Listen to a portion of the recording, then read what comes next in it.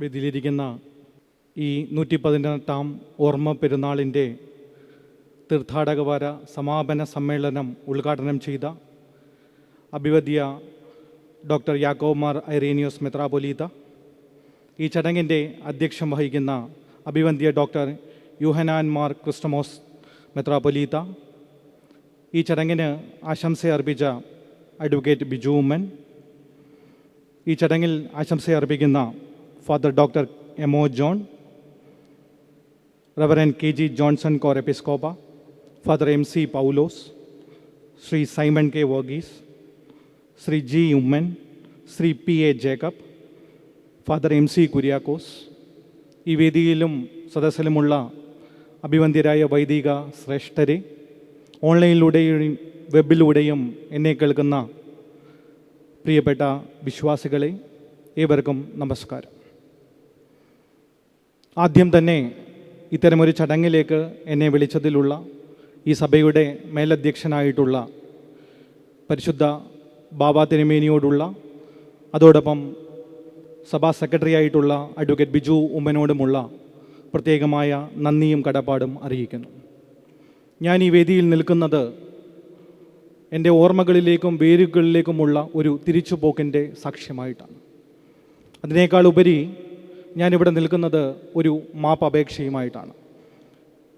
ഇന്നിവിടെ കൃത്യസമയത്ത് എത്തിച്ചേർന്നതുകൊണ്ട് താമസിച്ചു വന്നതോ അല്ലെങ്കിൽ മറ്റേതെങ്കിലും പ്രവർത്തനത്തിൽ പങ്കെടുക്കാൻ കഴിയാത്തതുകൊണ്ടോ ഉള്ള ഒരു മാപ്പ് അപേക്ഷയല്ല അത്. മറിച്ച് എൻ്റെ വലതുഭാഗത്ത് കിഴക്കോട്ട് ദർശനമേകിയിരിക്കുന്ന പരിശുദ്ധ പരുമല തിരുമേനിയോടുള്ള ഒരു മാപ്പ് അപേക്ഷയാണ്. ഈ മാപ്പ് അപേക്ഷയ്ക്ക് കാരണം ഞാൻ എൻ്റെ ചെറുപ്പകാലത്ത് ചെയ്ത, കുട്ടിക്കാലത്ത് കുട്ടിത്തം നിറഞ്ഞ നിഷ്കളങ്കമായ 1-2 ചെറിയ പാപകർമ്മങ്ങളാണ്. ഞങ്ങൾ കൊച്ചുകുട്ടികൾക്ക്, ഒരുപക്ഷെ എനിക്ക് 4ാം ക്ലാസ് വരെ അറിയില്ലായിരുന്നു പരിശുദ്ധ പരുമല തിരുമേനി ഒരു ക്രൈസ്തവ ബിഷപ്പാണെന്ന്. പ്രത്യേകിച്ചും ഒരു ഹൈന്ദവനായ ഞങ്ങൾക്ക് വേളാങ്കണ്ണി തീർത്ഥാടനമോ അല്ലെങ്കിൽ പരിശുദ്ധ പരുമല തിരുമേനിയുടെ ഓർമ്മ പെരുന്നാളോ ഒരുപക്ഷെ ഒരു ക്രൈസ്തവ വിശ്വാസത്തിൽ അധിഷ്ഠിതമായ ഒരു തിരുനാളാണെന്നോ പെരുന്നാളാണെന്നോ ഉള്ള തിരിച്ചറിവ് അക്കാലത്ത് ഉണ്ടായിരുന്നില്ല. ഞങ്ങൾക്ക് വീട്ടിൽ നിന്ന് പരിശുദ്ധ പരുമല തിരുമേനിയുടെ നേർച്ചപ്പെട്ടിയിൽ ഇടാൻ വേണ്ടി അക്കാലത്ത് 50 പൈസ തരുമായിരുന്നു. ഒരു കൊച്ചുകുട്ടിക്ക് സ്കൂൾ കാലഘട്ടത്തിൽ 50 പൈസ കിട്ടുമ്പോൾ അവൻ ആദ്യം ആലോചിക്കുക അതിൽ നിന്ന് എങ്ങനെ മിഠായി കഴിക്കാമെന്നാണ്. അപ്പം ഞങ്ങൾ കൂട്ടുകാർക്ക് എല്ലാവർക്കും വീട്ടിൽ നിന്ന് 50 പൈസ വെച്ച് കിട്ടും. അതിൽ ക്രിസ്ത്യാനി എന്നോ മുസ്ലിം എന്നോ ഹിന്ദു എന്നുള്ള വേർതിരിവില്ല. അങ്ങനെ പരിശുദ്ധ പരുമല തിരുമേനിയുടെ കബറിങ്കൽ അർപ്പിക്കേണ്ട അല്ലെങ്കിൽ നേർച്ചപ്പെട്ടിയിൽ അർപ്പിക്കേണ്ട 50 പൈസയിൽ 25 പൈസ കൊണ്ട് നാരങ്ങ മുഠായി വാങ്ങി കഴിച്ച് ഞാൻ പരിശുദ്ധ പരുമല തിരുമേനിക്ക് കൊടുക്കേണ്ട 25 പൈസയുടെ കടങ്ങൾ വളരെയേറെയാണ്. എനിക്ക് തോന്നുന്നു എന്നെ ഈ വേദിയിലേക്ക് വിളിച്ചതിനുള്ള ഒരു പ്രധാനപ്പെട്ട കാരണം ആ മാപ്പ് അപേക്ഷ പറഞ്ഞു തീർക്കാനാണ്. അക്കാലത്ത് ഞങ്ങൾ 25 പൈസ ഇടുന്നതിന് കാരണം മറ്റൊന്നല്ല. സ്കൂളിലെ കണക്ക് ടീച്ചർ വരാതിരിക്കാൻ, സയൻസ് വിഷയത്തിന് ജയിക്കാൻ, ഒരുപക്ഷെ ഇംഗ്ലീഷ് പഠിപ്പിക്കുന്ന ടീച്ചർ ഞങ്ങളെ തല്ലാതിരിക്കാനൊക്കെയുള്ള കാരണം കാണിച്ച് ഞങ്ങൾ പരിശുദ്ധ പരുമല തിരുമേനിയോട് പ്രാർത്ഥിക്കുമായിരുന്നു.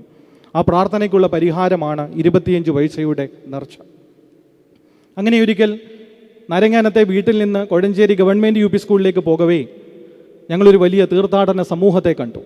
അപ്പം ഞാനും എൻ്റെ ഒരു സുഹൃത്തും കൂടി അന്ന് പരിശുദ്ധ പരുമല തിരുമേനിയുടെ ഓർമ്മ പെരുന്നാളിന് പോകുന്ന തീർത്ഥാടക സമൂഹത്തോടൊപ്പം ഈ പള്ളിയിലേക്ക് വരുവാൻ തീരുമാനിച്ചു.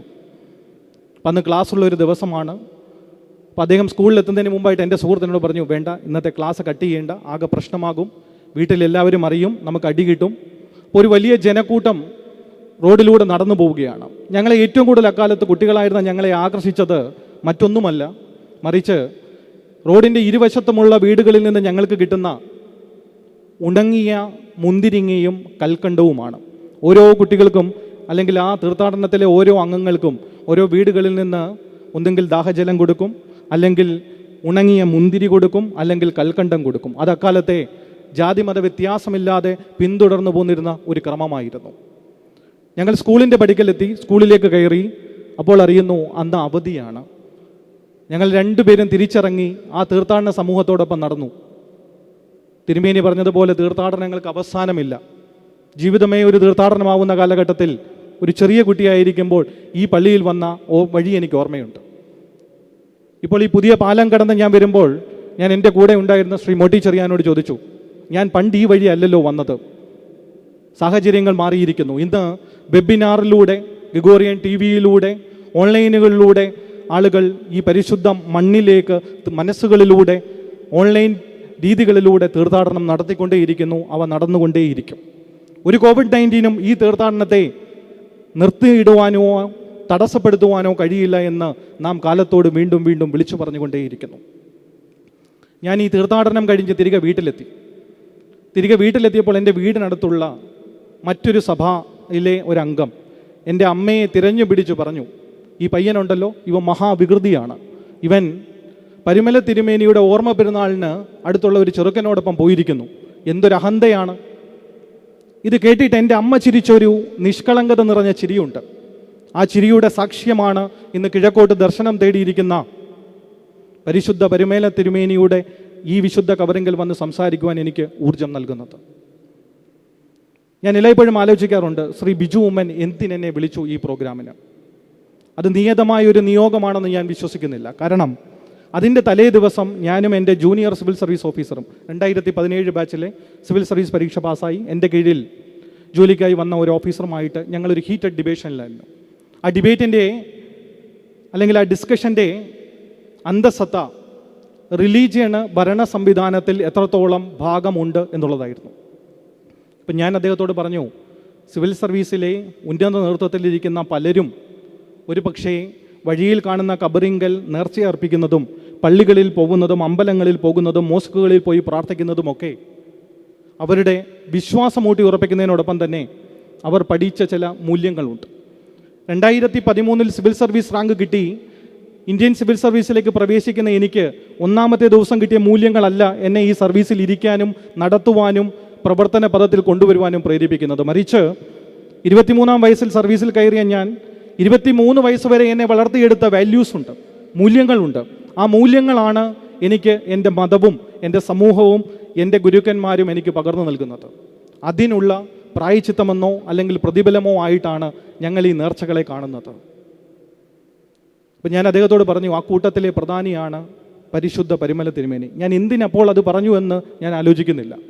Next day morning Shri Biju Oommen എന്നെ വിളിക്കുന്നു. അദ്ദേഹം എന്നോട് പറഞ്ഞു, ഈ ചടങ്ങിൽ പങ്കെടുക്കണം, സമാപന സമ്മേളനത്തിൽ പങ്കെടുക്കണം. ഞാൻ അദ്ദേഹത്തോട് ചോദിച്ച ചോദ്യമുണ്ട്, ഒരു പക്ഷേ അത് തുറന്നു പറയുന്നതിന് പിന്നിൽ വേറെ ഒരു കാര്യം കൂടിയുണ്ട്. അത് ബഹുമാനപ്പെട്ട തിരുമേനി ഉദ്ഘാടന പ്രസംഗത്തിൽ പറഞ്ഞതുപോലെ ഞാൻ അദ്ദേഹത്തോട് ചോദിച്ചു, ശ്രീ ബിജു ഉമ്മൻ, ഞാനൊരു ഹിന്ദുവാണെന്ന് താങ്കൾക്കറിയാമല്ലോ. അപ്പോൾ അദ്ദേഹം പറഞ്ഞു, അറിയാം. ഞാൻ പറഞ്ഞു, നിങ്ങൾ എന്തിനാണ് നിങ്ങളുടെ സഭയിൽ തന്നെ IAS IPS ആളുകൾ ഉള്ളപ്പോൾ ഒരു റെയിൽവേ സർവീസുകാരനെ ഇങ്ങനെ ഒരു ചടങ്ങിൽ പങ്കെടുക്കാൻ വിളിക്കുന്നത്? അപ്പോൾ അദ്ദേഹം പറഞ്ഞ മറുപടി എന്നെ വളരെയേറെ ആകർഷിച്ചു. അദ്ദേഹം പറഞ്ഞു, ഞങ്ങൾ ലിബിൻ രാജിനെയാണ് വിളിക്കുന്നത്. ഞാൻ വിനയ പുരസ്സരം അദ്ദേഹത്തിൻ്റെ ആ അപേക്ഷ സ്വീകരിക്കുകയും ഞാനിവിടെ എത്തിച്ചേരുകയും ചെയ്തു. പക്ഷേ ഈ നിയോഗം വെറും ഒരു നിയതമായ നിയോഗമാണെന്ന് ഇപ്പോഴും ഞാൻ ഉറച്ചു വിശ്വസിക്കുന്നില്ല.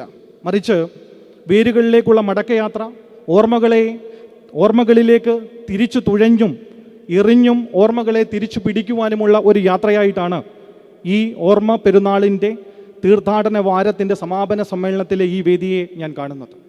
കാരണം ഞാൻ ചെങ്ങന്നൂരിൽ വെച്ച് ബഹുമാനപ്പെട്ട തിരുമേനി പറഞ്ഞതുപോലെ ഒരു സിവിൽ സർവീസ് സെമിനാറിൽ പങ്കെടുക്കവേ ചെങ്ങന്നൂർ ഭദ്രാസനാധിപനായിരുന്ന തോമസ് മാർ അത്തനേഷ്യസ് തിരുമേനിയെ പരിചയപ്പെട്ടു. വളരെ കാഷ്വലായിട്ട് ഒരു വേദിയിൽ വെച്ച് പരിചയപ്പെട്ടതാണ്. തിരുമേനി പരിപാടി കഴിഞ്ഞുകൊണ്ടേ പറഞ്ഞു, ലിബിൻ രാജെ, എൻ്റെ കൂടെ ദേറ വരെ ഒന്ന് വരണം. എന്ത് ദേറ എനിക്കറിയില്ല. തിരുമേനി എന്നെ അദ്ദേഹത്തിൻ്റെ കാറിൽ ഓതറ ദേറയിലേക്ക് കൊണ്ടുപോയി. എനിക്കിവിടുത്തെ സഭാവിശ്വാസികളോട് പറയാനുള്ളത്, നിങ്ങൾ ആരെങ്കിലും ഓതറ ദേറ കണ്ടിട്ടില്ലെങ്കിൽ എത്രയും പെട്ടെന്ന് അവിടെ സന്ദർശിക്കണം. എന്നെ തിരുമേനി അവിടെ കൊണ്ടുപോയി ഓതറ ദേറ മുഴുവൻ കാണിച്ചു തന്നു. പശുക്കളുണ്ട്, കോഴികളുണ്ട്, പലതരത്തിലുള്ള പച്ചക്കറി കൃഷിയുണ്ട്. തികച്ചും ഭാരതീയമായ സംസ്കാരത്തെ അതേപടി സ്വന്തം മണ്ണിലേക്ക് ഊറ്റിയെടുത്തിരിക്കുന്ന ഒരു മഹാപ്രപഞ്ചത്തെ നിങ്ങൾക്ക് അവിടെ കാണാൻ കഴിയും. തിരുമേനി അതിനുശേഷം എനിക്ക് തോന്നുന്നു ഒരു പക്ഷേ ഇവിടുത്തെ സഭാവിശ്വാസികൾക്ക് പോലും കിട്ടാത്ത ഒരു പരിഗണന എനിക്ക് തിരുമേനി കാണിച്ചു തന്നു. തിരുമേനി അകത്ത് കൊണ്ടുപോയി എനിക്കൊരു പ്ലാൻ കൊണ്ടു കാണിച്ചു, ഒരു വലിയ പള്ളിയുടെ പ്ലാൻ. തിരുമേനി എന്നോട് പറഞ്ഞു, ലിബിൻ രാജ, ഈ പള്ളി ഞാൻ ഈ ഓതറ ദേറയിൽ പണിയാൻ പോവുകയാണ്. ഈ പള്ളിക്കുള്ളിൽ ഞാൻ എനിക്ക് വേണ്ടി ഒരു കല്ലറ പണിയുന്നുണ്ട്. നിങ്ങൾ ആലോചിച്ച് നോക്കൂ, സ്വന്തമായി കല്ലറ പണിയുന്ന ബിഷപ്പുമാരുള്ള ഒരു സഭയാണിത്. അതും സ്വന്തം മരണം മുന്നിൽ കണ്ട് സ്വന്തം കല്ലറ എങ്ങനെയായിരിക്കണമെന്ന് അത്രയ്ക്ക് ത്യാഗ മനോഭാവത്തോടുകൂടി സമർപ്പണ ബുദ്ധിയോടുകൂടി പ്രവർത്തിക്കുന്ന തിരുമേനിമാരുള്ള ഒരു നീണ്ട സഭയാണിത്. ഇത് മാല്യങ്കരയിൽ നിന്ന് വെറുതെ ഉത്ഭവിച്ച് ഉണർന്നു വന്ന ഒരു സഭയല്ല എന്ന് ഞാൻ മനസ്സിലാക്കുന്നു. തിരുമേനി എന്നെ ആ പള്ളിക്കകം മുഴുവൻ കൊണ്ട് കാണിച്ചു. എന്നിട്ട് എന്നെ പ്ലാനിങ്ങിനെ കൊണ്ട് കാണിച്ചു. അവിടെ വരേണ്ട ഭാഗം എന്നെ കാണിച്ചു. എന്നിട്ട് പറഞ്ഞു ഇവിടെയാണ് പള്ളി വരാൻ പോകുന്നത്. അപ്പോൾ ഞാൻ തിരുമേനി തിരുമേനി ഇത് ഗോതിക് സ്ട്രക്ചർ അല്ലല്ലോ, ഇതൊരു അമ്പലം പോലെ ഇരിക്കുന്നു. അപ്പോൾ അദ്ദേഹം എന്നോട് പറഞ്ഞു ദേവാലയം എങ്ങനെ പള്ളി പോലെ ഇരിക്കും? ദേവാലയം ദേവൻ്റെ ആലയമാണ്, അത് അമ്പലം പോലെ ഇരിക്കണം. നിങ്ങൾക്കറിയാം, നിങ്ങൾ ഈ കത്തിച്ചു വെച്ചിരിക്കുന്ന വിളക്ക് ഓരോ പള്ളിയുടെ മുമ്പിലും കാണുന്ന സകല വാസ്തുവിദ്യാപരമായ കാര്യങ്ങളും ചെങ്ങന്നൂർ ഭദ്രാസനാധിപൻ തോമസ് മാർ അത്തനേഷ്യസ് തിരുമേനി നൽകിയ സംഭാവനയാണ്. അദ്ദേഹമാണ് ഈ സഭയിലേക്ക് ഭാരതീയത എന്ന അംശത്തെ വിളക്കി ചേർത്തത്. ആ ക്യാഷ്വൽ വിസിറ്റ് കഴിഞ്ഞ് പോകാൻ നേരം തിരുമേനി എന്നോട് പറഞ്ഞു വാട്ട് നെക്സ്റ്റ്. തിരുമേനിയുടെ ഇംഗ്ലീഷ് വളരെ വളരെ കൃത്യമായി സംസാരിക്കുന്ന ഇംഗ്ലീഷാണ്. തിരുമേനി ചോദിച്ചു വാട്ട് നെക്സ്റ്റ്. അപ്പോൾ ഞാൻ പറഞ്ഞു തിരുമേനി എനിക്കിനി ബറോഡയിലേക്ക് സിവിൽ സർവീസ് ട്രെയിനിങ്ങിന് പോകണം, അവിടെയാണ് എൻ്റെ സിവിൽ സർവീസ് ട്രെയിനിങ്ങിൻ്റെ ബാക്കി. അപ്പോൾ അദ്ദേഹം എന്നോട് പറയണം oh gentleman, that's my place, whenever you are coming let me know, I will be there. തിരുമേനിയുടെ സ്ഥലമാണ് ബറോഡ. ഞാൻ തിരികെ പോയി ബറോഡ സിവിൽ സർവീസ് ട്രെയിനിങ് അക്കാഡമിയിൽ ജോയിൻ ചെയ്യുന്നു. രണ്ടാമത്തെ ദിവസം ഇത് ഓർത്തിട്ട് പെട്ടെന്ന് തിരുമേനിക്ക് മെസ്സേജ് അയക്കുന്നു. തിരുമേനിയെ വിളിക്കുന്നു. തിരുമേനി പറയുന്നു ഞാൻ ചെങ്ങന്നൂരിൽ നിന്ന് മടങ്ങിയെത്തിയിട്ടില്ല, ഞാൻ എത്തുമ്പോൾ നിന്നെ വിളിക്കാം. അതേ സംഭാഷണം അതേപോലെ അവസാനിപ്പിച്ച് ഞാൻ എൻ്റെ ട്രെയിനിങ് അക്കാഡമിയിലെ ട്രെയിനിങ്ങിൽ യോജിച്ച് ചേർന്ന് പോകുന്നു. ഒരു ദിവസം ഉച്ച കഴിഞ്ഞ് ഞാൻ പഹൂണെ ഹോസ്റ്റലിൽ ഉറങ്ങിക്കിടക്കുമ്പോൾ ഡയറക്ടർ ജനറലിൻ്റെ മുറിയിൽ നിന്ന് എനിക്കൊരു കോൾ വരുന്നു. You come immediately and report at director general's office. ഞാൻ നേരെ ഡയറക്ടർ ജനറൽ ഓഫീസിൽ ചെല്ലുന്നു. അതിനു മുമ്പ് എന്നെ വീണ്ടും വിളിക്കുന്നു. ഞാൻ ആ പടി കയറും മുമ്പ് എന്നെ വീണ്ടും വിളിക്കുന്നു. അദ്ദേഹത്തിൻ്റെ PS എന്നോട് വിളിച്ചിട്ട് പറയുന്നു, അദ്ദേഹം ഒരു ഡയറക്ടർ ജനറൽ ഒരു ഉത്തരേന്ത്യക്കാരനാണ്. അദ്ദേഹം പറയുന്നു there is a pope inside who is searching for U.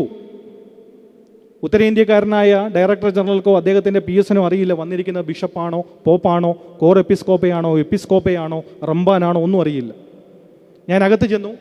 Thomas Mar Athanasius തിരുമേനി എന്നെ തിരഞ്ഞു വന്നിരിക്കുന്ന എൻ്റെ അക്കാഡമിയുടെ ഡയറക്ടർ ജനറലുടെ മുറിയിൽ എന്നോട് പറയുന്നു യെസ്, ഞാൻ നിന്നെ കാണാൻ വേണ്ടി വന്നതാണ്. അതൊരു ശനിയാഴ്ച ഉച്ച നേരമാണ്.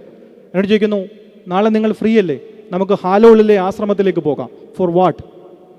ഒരാൾ മറ്റൊരാളെ അപരിചിതനായ ഒരാളെ വിളിച്ചുകൊണ്ട് ഒരു ആശ്രമത്തിലേക്ക് പോവുകയാണ്. അതും ലിബിൻ രാജിനെ ചെങ്ങന്നൂർ ഭദ്രാസനാധിപനായ തോമസ് മാർ അത്തനേഷ്യസ് തിരുമേനി എന്തിന് ഹാലോളിലെ അദ്ദേഹത്തിൻ്റെ ആശ്രമത്തിലേക്ക് കൊണ്ടുപോകണം? എനിക്കിന്നും ഉത്തരം അറിയില്ല.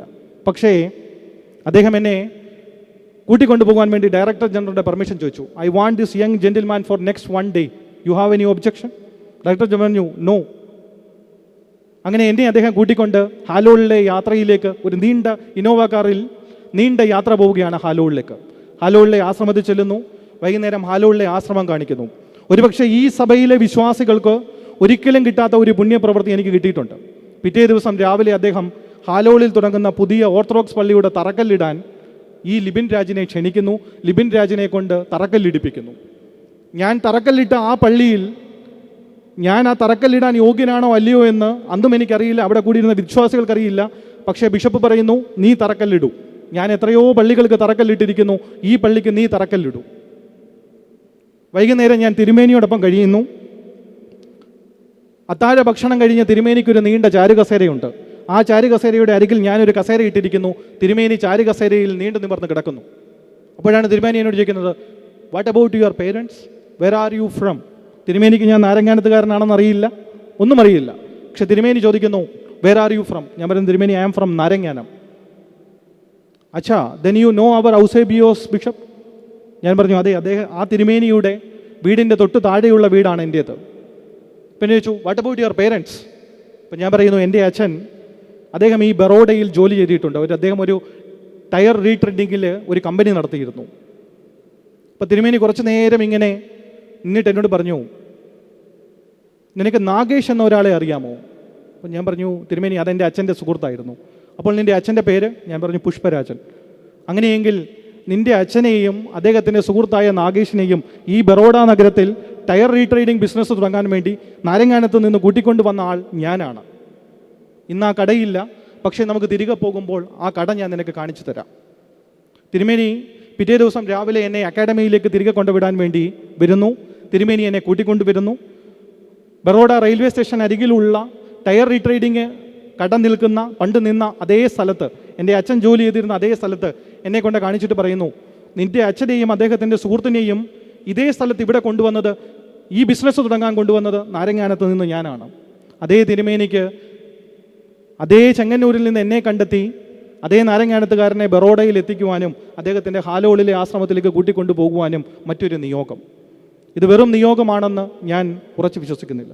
ശ്രീ ബിജു ഉമ്മൻ എന്നെ വിളിച്ചതും അത്തരമൊരു നിയോഗത്തിൻ്റെ ഭാഗമാണെന്ന് ഇപ്പോൾ ഞാൻ ഉറച്ചു വിശ്വസിക്കുന്നു.